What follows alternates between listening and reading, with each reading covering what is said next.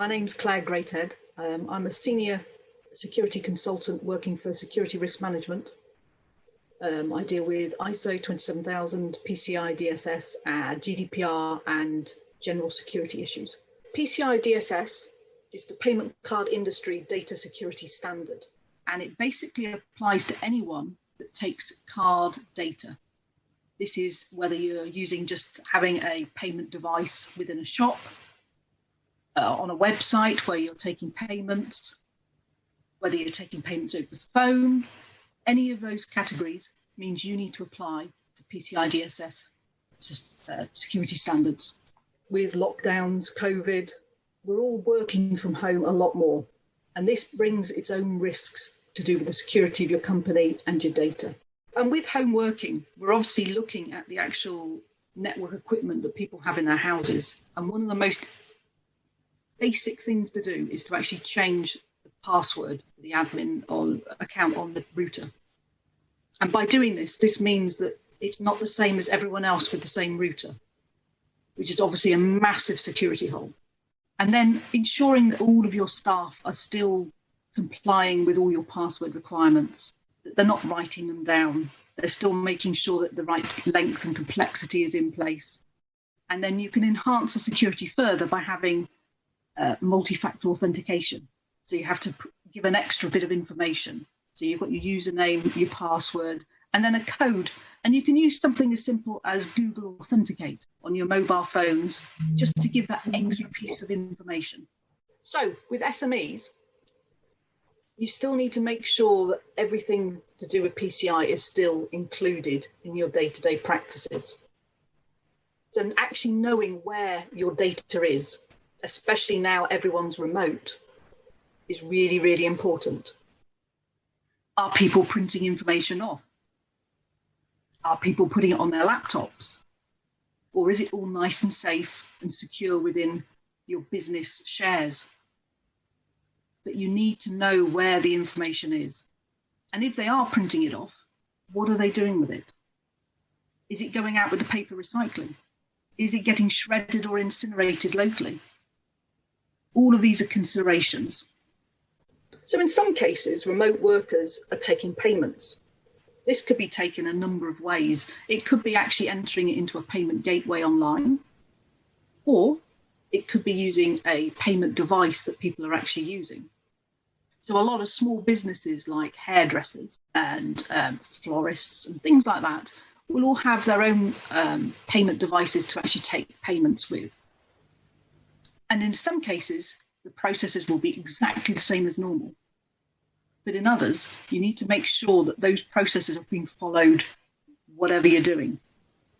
If you're taking payments online, you need to make sure that you're putting in the security measures to make sure that only your staff can access it to actually do the payments. So this could be with a virtual private network, using additional security like multi-factor authentication. Anything along those lines will actually just increase your security. The 12 PCI requirements cover areas such as the firewalls and router setup,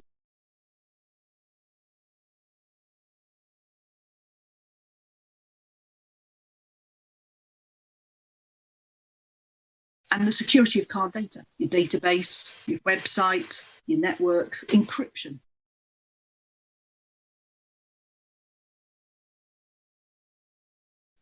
Are you making sure that it's up to date? Do you need to have any of your keys changed? Because they should be changed regularly. Is your inventory up to date?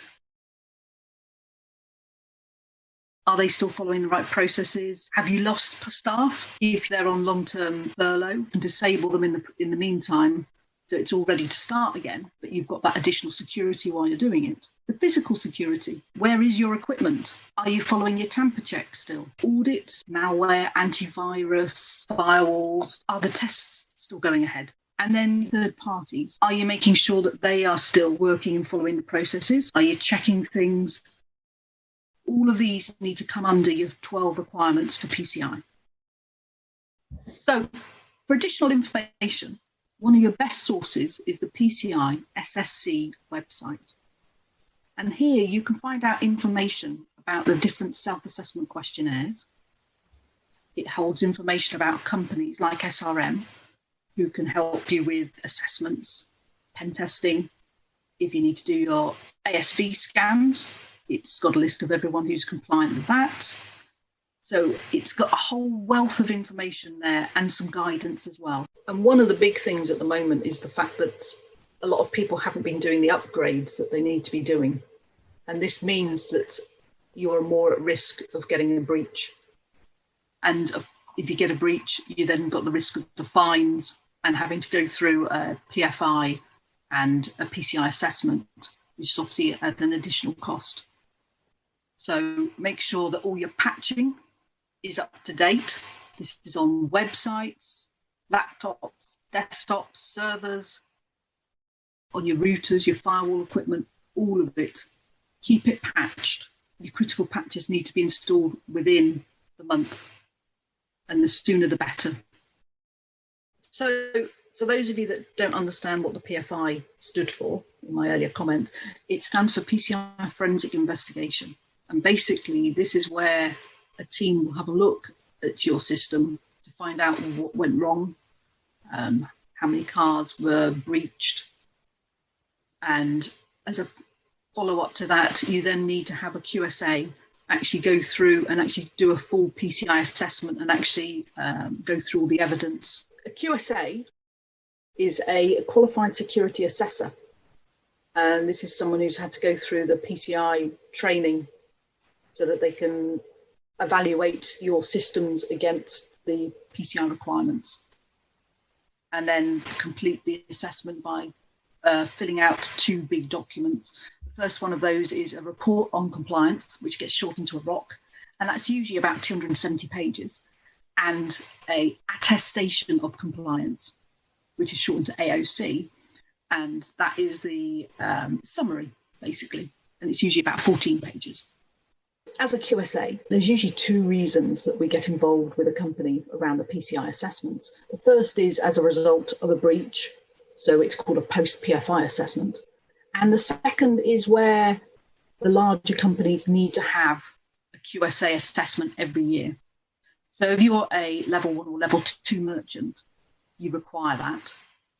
But also, some companies take us to do a PCI assessment for 1 year.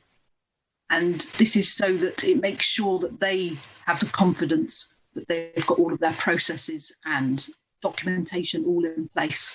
And it just gives them the added level of security, really. Another thing to think about, and I know I've given you lots, is your clear desk policy. So even if you're working from home, you still need to make sure that you lock the screen on your laptop, desktop, when you move away, because you've got other family members, you've got visitors that might come in. You need to make sure that any paperwork that you've got gets locked away. It doesn't just get left on the table for anyone to read. As a business owner, you need to make sure that your staff are aware of all of these processes and give them this framework so that they can make sure that they keep your company information safe. Thank you very much for watching. If you have any requirements, please contact us at SRM. Our contact details should be on the screen.